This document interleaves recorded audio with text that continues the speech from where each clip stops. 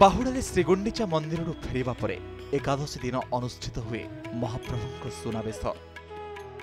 द्वादशी रे अधरपणा एवं त्रयोदशी तिथि होइथाए श्रीजीव मानकर नीलाद्रि विजे।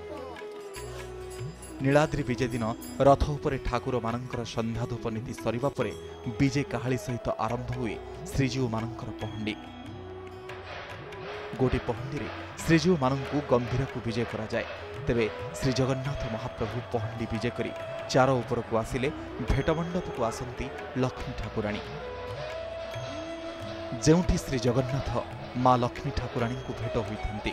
एही समय महाप्रभु सिंहद्वार निकटरे पहुंचवा बेले सामयिक भाव में द्वार बंद रहे।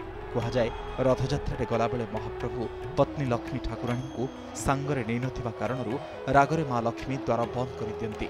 महाप्रभु को श्रीमंदिर भितर प्रवेश कराई दियंती नहीं। लक्ष्मी ठाकुराणी तरफरु जैनिका देवदासी एवं महाप्रभु तरफरु जड़े दैतापति द्वारर अपर पार्श्व रही उभयों भितर परंपरागत बजनिका कराई। यापरे जय विजय द्वार फिटा जाए।